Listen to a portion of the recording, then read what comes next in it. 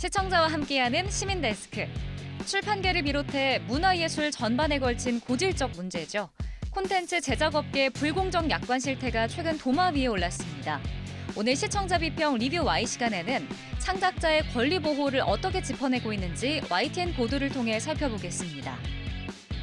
에필로그 Y는 다시 한번 우크라이나 키이우를 찾은 제작진의 취재 뒷이야기를 준비했습니다. 송지은 기자와 함께한 시간 잠시 후에 만나보시죠.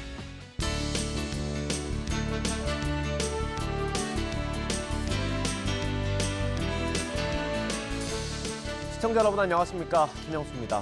건조한 날씨가 계속된 탓에 전국에서 산불이 잇따랐습니다. 지난 주말은 역대 세 번째로 기록될 만큼 하루에 많은 산불이 났습니다. 10년 동안 산불 발생 원인을 분석한 결과 입산자 실화가 가장 많았다고 합니다.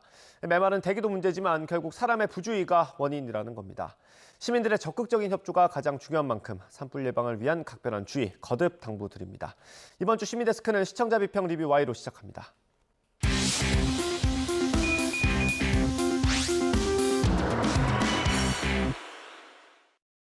네, 세 분 어서 오십시오. 안녕하십니까?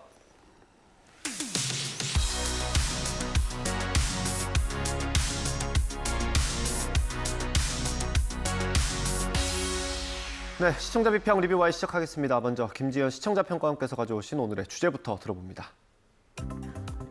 검정 고무신의 작가죠.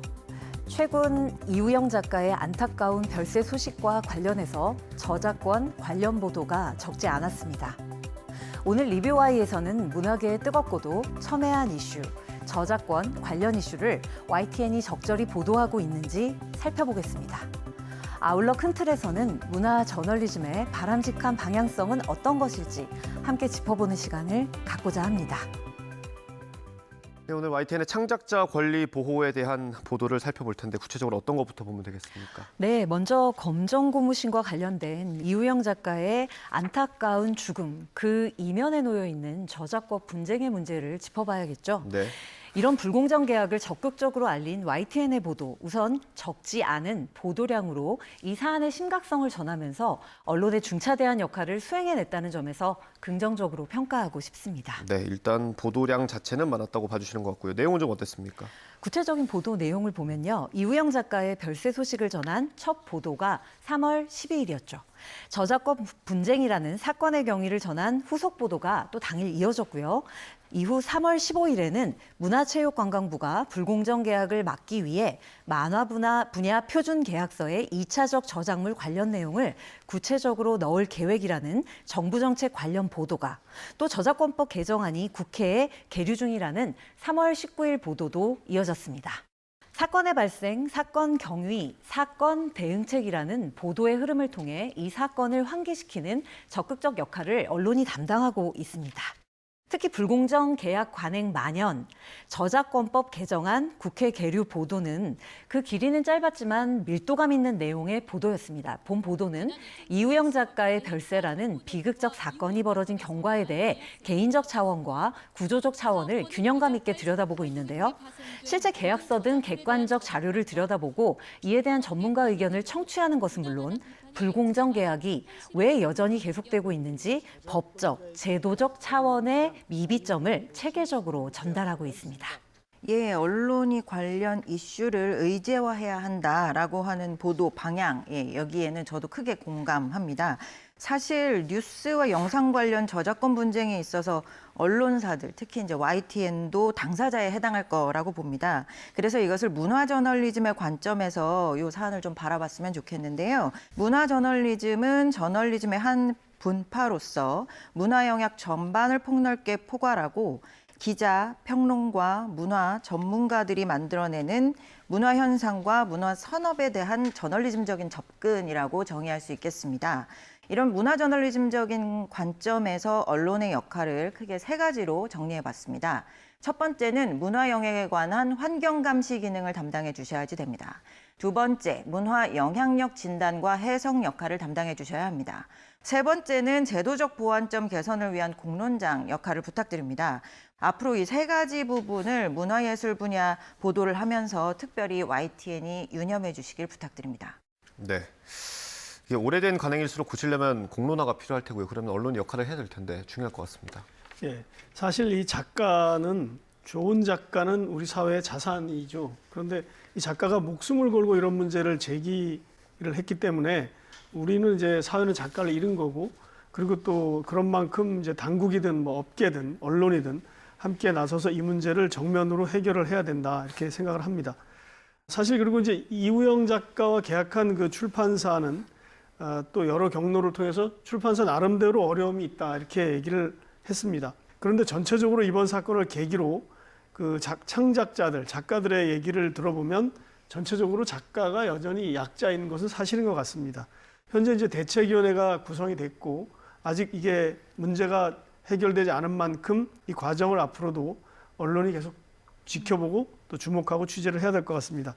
하나 더 주목하고 싶은 부분은 이제 최근에는 이제 젊은 작가 지망생들이 소설가든 만화가든 인터넷 플랫폼을 통해서 이렇게 데뷔를 하는 경우도 많이 있는데요.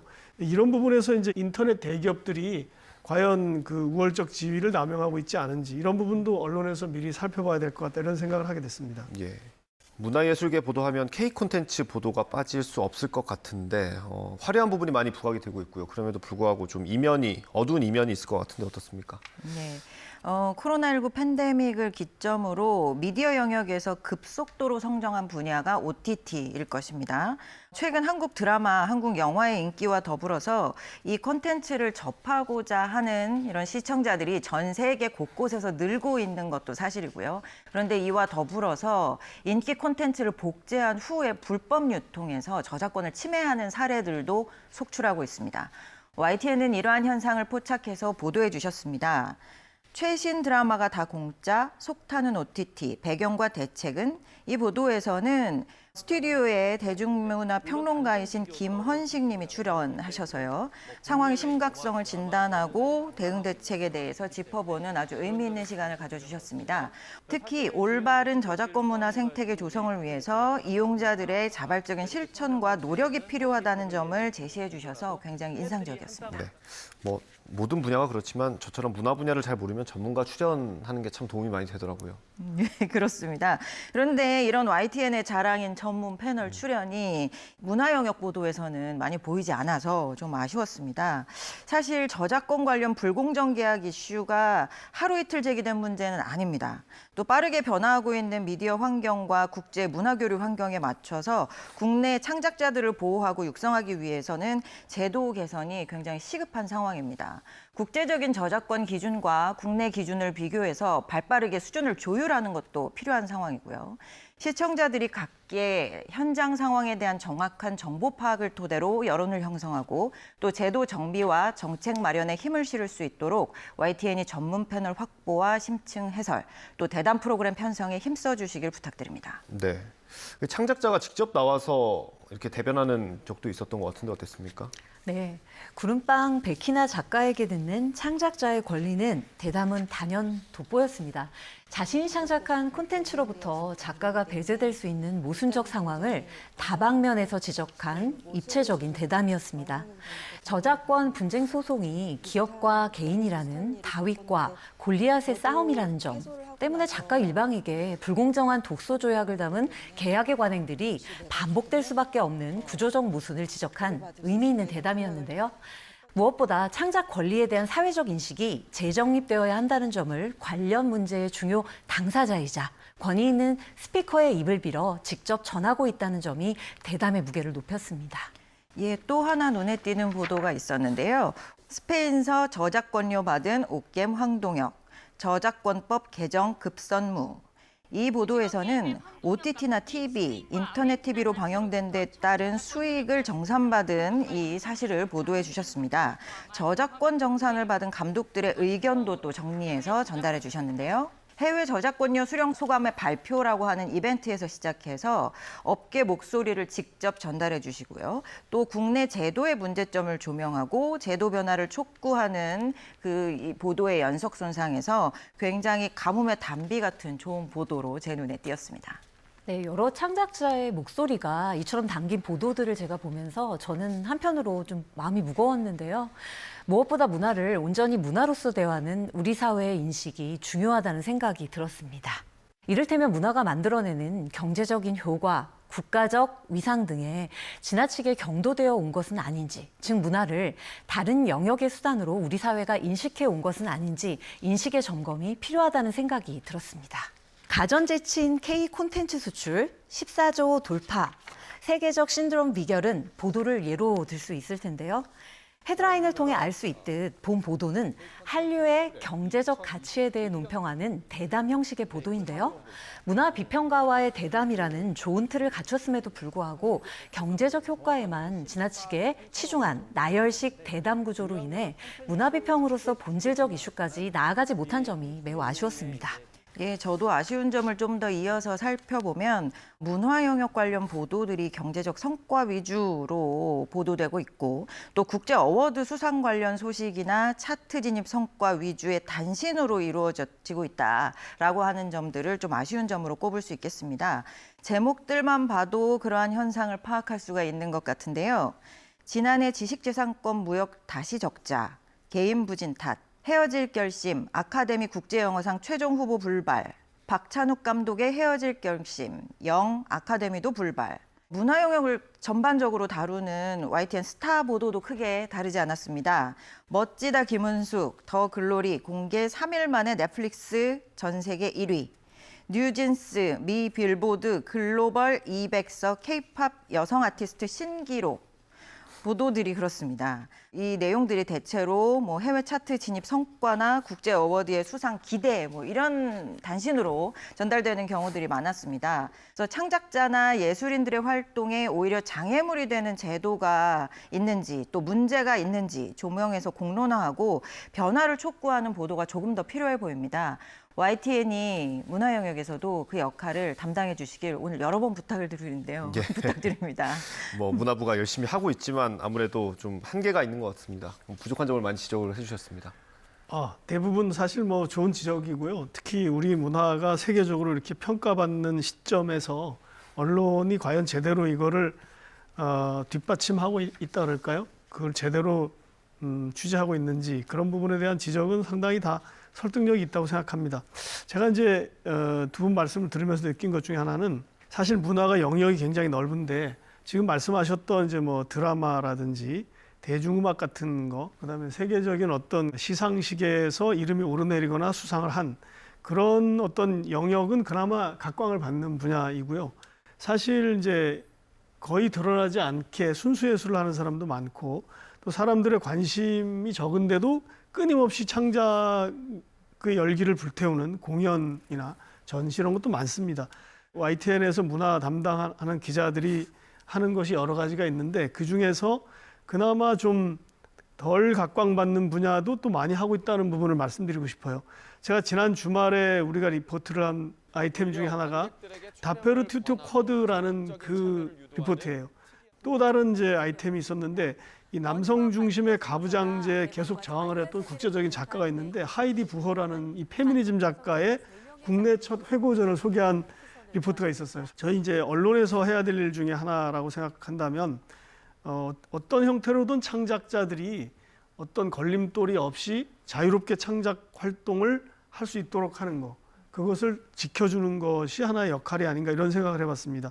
그러나 이제 불법 스트리밍 서비스 같은 문제도 많이 제기되는데 그런 문제는 저희가 좀 더 관심 있게 주목을 해서 해결을 방안을 같이 찾도록 해야 된다 이런 생각을 했습니다. 네, 말씀해 주신 대로 YTN 문화부가 나름대로 노력을 하고 있다는 점 기억을 해주시면 좋겠고요. 마지막으로 최근에 좀 많이 얘기가 나온 것들이죠. 인공지능, AI 이런 것도 사실 문화예술계와 좀 이렇게 연관돼서 보도가 많았던 것 같습니다. 네. 이번 검정 고무신 사태로 다시 한번 수면 위로 올라온 이 저작권 문제만 해도요. 우리가 이걸 문화 생태계의 변화와 창작자의 권리로 사안을 확대해 보면은 다각도로 짚어볼 부분이 적지가 않습니다. 인공지능이 번역도 하고 창작도 하고 숙제가 산더미 보도를 보면요. 저작권 문제를 테크놀로지의 문제와 결부시켜 새로운 시각에서 검토해보는 계기를 시청자들에게 제공하고 있다는 점이 이게 장점인데요. 그러나 숙제가 산더미라는 헤드라인과 달리 보도 내용은 현황 전달에 그쳐 조금 또 아쉬운 부분이 있었습니다.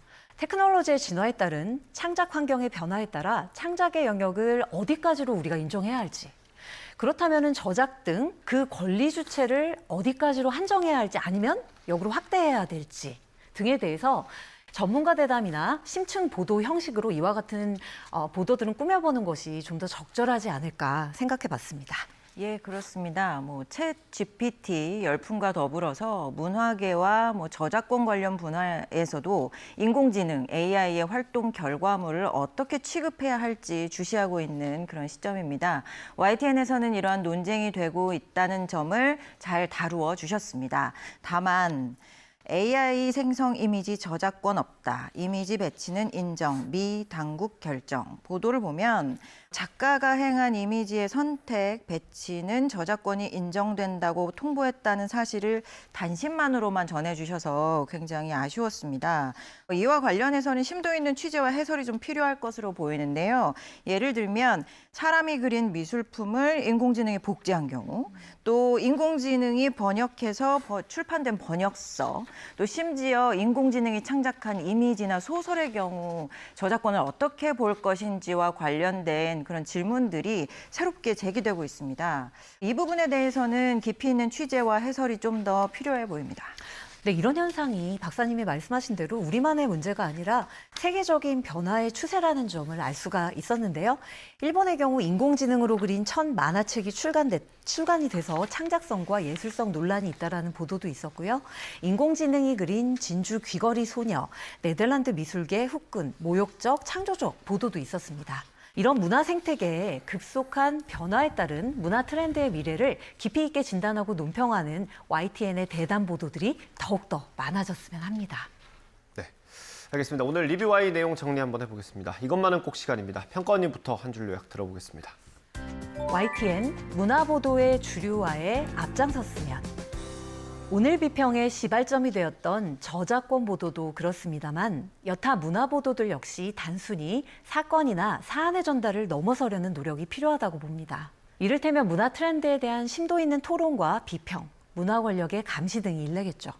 문화에 대한 참신한 시각, 장기적인 안목을 통해 YTN이 문화 보도의 주류화에 앞장서 주셨으면 하는 바람입니다. 네, 다음 박사님 한 줄 평 들어보겠습니다. 성과를 알리는 보고자에서 과정을 함께하는 동반자로. 대한민국의 문화 콘텐츠는 이제 한국인의 자랑거리로 분명하게 자리 잡았습니다. 그러나 우리의 법과 제도가 창작자의 활동 의욕을 높이고 권익을 보호하는 데 충분히 그 역할을 다하고 있는가? 이 질문에 대해서는 긍정적인 답변을 하기 어렵습니다. 빠르게 변화하는 미디어 환경 속에서 실시간 문화 콘텐츠 교류가 일상인 지금, YTN이 문화 저널리즘의 주체로서 제도적 미비점을 함께 조명하고 공론장 역할을 해주시길 부탁드립니다. 네, 오늘 리뷰와의 순서는 여기서 마치도록 하겠습니다. 세 분 오늘 말씀 감사합니다. 수고하셨습니다.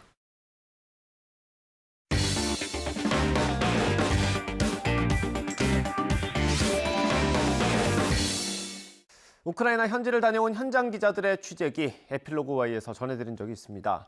어느덧 1년이라는 시간이 흘렀지만 폐허로 변한 현지 모습은 아직 생생합니다. 그 현장을 YTN이 다시 한번 카메라에 담았습니다.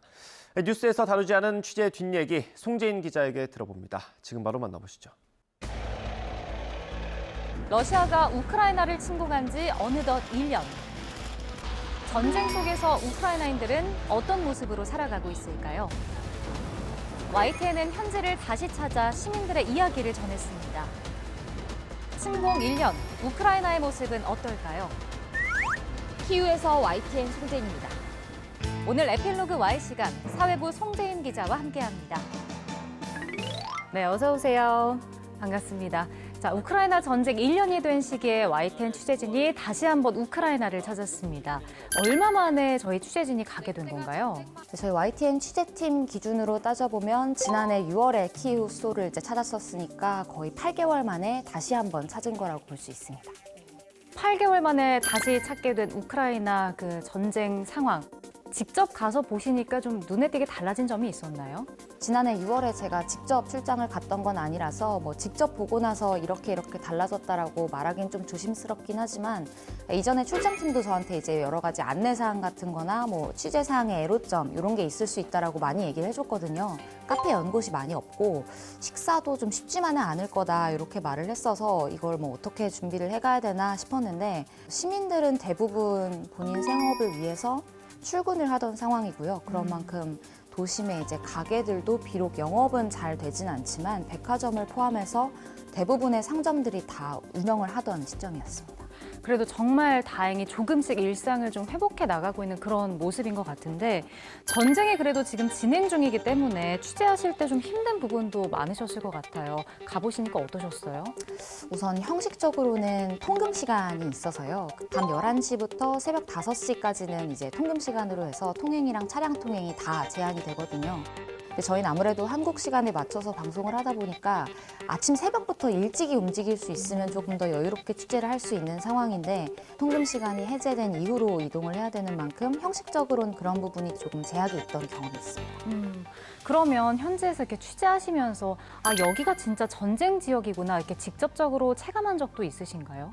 대표적으로는 많이 이제 기사에서도 보셨을 텐데요. 공습경보가 하루에 한두 번씩은 꼭 울린다고 하거든요. 근데 실제 공습경보가 생방송 이제 대기하고 있던 5분 전에 공습경보가 울렸던 적도 있는데 사실 그리고 주변에 지하 공간으로 대피할 때가 마땅하지 않은 장소였어요. 그렇게 되면 지금 빨리 차를 타고 이동을 해서 대피를 해야 하는 상황인 건지 아니면 잠깐 5분 정도는 일단 생방송을 마치고 나서 대피를 해야 하는 상황인 건지 이런 걸 판단하는 게 조금 어렵기도 했고요. 그동안 계속된 좀 불안감이 완전 해소된 상태로 지내기는 좀 어려웠던 것 같습니다. 우크라이나 현지에서 이제 시민들의 모습을 리포트나 중계에도 많이 담았더라고요. 실제로 가서 보시니까 현지인들 상황은 어땠나요? 우선 제가 가기 전까지는 사실 저도 이전에 르포 기사나 외신 기사들을 많이 보면서 조금 기대하거나 이런 부분이 취재가 되면 좋겠다라고 생각했던 점은 일상이 이제 전쟁에 휘둘리지 않기 위해서 좀 적극적으로 저항하는 모습도 담아낼 수 있으면 좋겠다라고 예상을 했었어요. 근데 그렇게 말하는 건 사실 기본적인 전제는 의연하게 살고 담담하게 살고 계시다는 전제였는데 처음 가서는 사실은 며칠 동안 초반부에는 실제 그렇지 않나라고 좀 맞는 것 같다라고 느끼는 부분도 많았어요. 일상생활이 다 돌아가고 있고 시민들도 공습경보에 바로바로 다 대피하진 않는 상황 같은 걸 보면서 그런 부분을 담을 수도 있겠다라고 예상을 했는데요.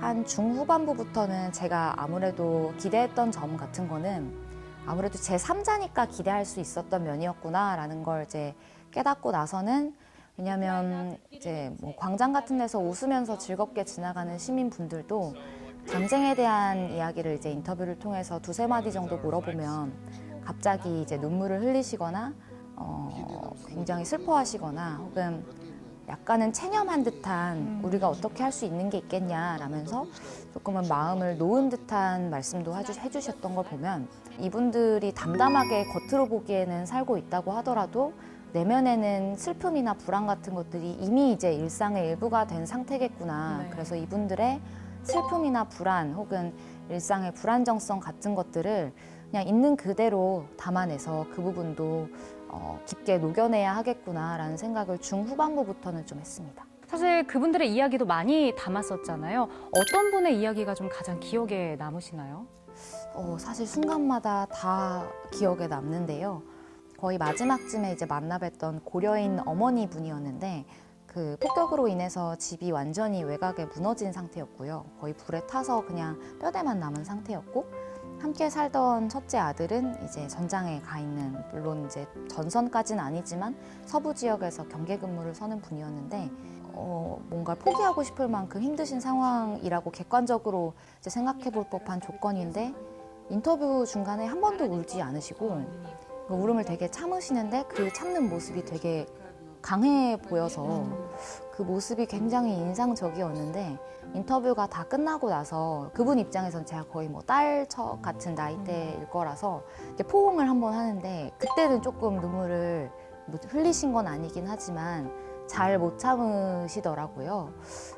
그랬던 경험이, 그러니까 이분들이 단순히 슬퍼서 울고 아니면 기뻐서 웃고 이런 상황보다는 눈물을 참아내는 과정도 일상일 테고, 하지만 눈물을 잘 참아낼 수 없는 순간도 때때로 일상 속에서 올 것이고, 그런 복잡한 상황에 놓이신 분들이구나라는 생각을 조금 더 많이 했던 때였습니다. 그렇게 인터뷰하시면 우리 송 기자도 좀 얘기를 들으면서 많이 울컥하셨을 것 같은데 좀 감정적으로는 괜찮으셨나요?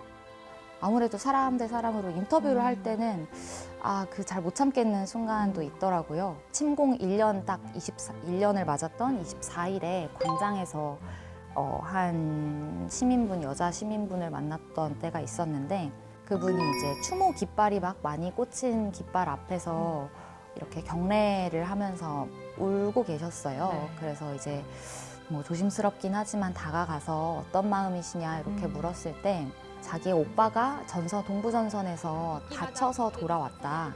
근데 다시 한번 또 전선에 가게 됐다. 라고 하면서 더 이상 다치는 사람이 없었으면 좋겠다라고 말을 했는데, 뭔가 더 위로라던가 뭐 어떤 말을 전하고 싶었는데 말을 하긴 좀 어렵고, 그리고 더불어 제가 할 수 있는 말도 많지는 않다고 생각을 해서 눈빛이나 포옹 같은 거로만 조금 이렇게 교류를 했던 경험이 있는데, 그때가 눈물을 잘 참기는 어려웠던 때였습니다. 아마 송 기자의 마음이 좀 포옹으로 전해지지 않았을까 싶은데요. 사실 우크라이나 전쟁으로 인한 그 피해가 한두 가지가 아닐 텐데, 직접 가서 보니까 가장 심각한 피해는 어떤 거였나요? 이제 겨울에 들어서는 러시아가 특히 우크라이나 내 에너지 시설을 집중적으로 공습을 하면서 단전 상황이 좀 심해가지고 난방도 안 되고 전기도 끊기는 상황이 계속해서 이어졌었는데, 저희가 갔을 때에는 다행히 전기 공급이 좀 최근 2주 동안은 잘 원활하게 됐던 때라서 그런 부분의 피해는 확실히 좀 줄어든 모습이었고요. 아직까지 피해가 남아있는 모습이라고 하면 키이우 수도에서는 건물들이 여전히 이제 공습을 당해서 외벽이 뭐 뜯겨 나가거나 건물 자체가 무너져 내리거나 이런 풍경이 그대로 남아있긴 해서요. 큰 건물 하나가 반토막이 난 채로 가만히 있다라고 하면 그거 자체가 주는 뭐랄까 폐허 같은 느낌이랄까요. 그런 게 충분히 있다고 생각을 해서 2023년에 상상하기 쉬운 모습은 절대 아니었던 것 같습니다. 사실 우크라이나 현지가 전쟁 지역이기 때문에 취재하면서 더 신경 쓰셨던 부분도 많으셨을 것 같아요. 전쟁 상황에서 조금은 민감하거나 감정을 건드릴 수 있는 부분, 질문들을 또 할 때가 있었는데, 그런 상황에서는 정확한 언어로 정확히 소통이 되어야만 서로 오해도 없고, 저도 왜곡 없이 또 그 상황을 있는 그대로 전할 수 있고, 네. 그래서 정확한 소통이 됐으면 좋겠다는 기대와 이제 우려를 갖고 갔었는데, 실제로 그런 부분이 조금 어려웠던 면도 있긴 했고요. 사실 이분들이 어떤 마음인지를 사실 100% 온전히 이해했다고는 여전히 말할 수는 좀 없는 것 같습니다. 이번 취재 기간을 통틀어서 송 기자가 생각했을 때 가장 잊지 못할 기억이 있다면 어떤 건지도 궁금해요. 기사로는 담아내지 못했던 부분인데요. 저희가 이제 거의 마지막 날쯤에는 저녁 식사를 하러 거의 도심 시내 쪽으로, 그러니까 번화가 쪽으로 다 같이 출장팀이 다 같이 걸어갔었는데, 거기에서 저녁 시간에 버스킹을 하고 거리 비보잉 공연을 하면서 시민들이 이렇게 다 모여 있더라고요. 네. 다들 SNS로 이렇게 영상을 찍고 있고, 그 낯설었던 모습이 오히려 가장 기억에 남는 것 같습니다. 제가 기존에 알려진 소식을 통해서 볼 수 없었던 모습이고, 어쩌면 그 모습이 지금 키이우를 설명하기에 꼭 필요한 장면 중에 하나라는 생각도 들었어요. 뭐 일상에 이런 순간이 다가오면 이런 감정을 느끼고 슬퍼하다가도 이런 순간이 다가오면 거리에서 공연을 하는 걸 즐거운 모습으로 같이 즐기기도 하고, 그렇게 다층적인 일상을 살아가고 있구나를 어떤 면에선 좀 예상치 못하게 봤던 장면이라 오히려 그 장면이 지금은 좀 기억에 남습니다. 네, 사실 전쟁 지역에 취재를 간다는 것 자체가 흔치 않은 일인데, 이번에 송 기자가 다녀오시면서 현지에서 기자로서 좀 배웠던 점도 있을까요?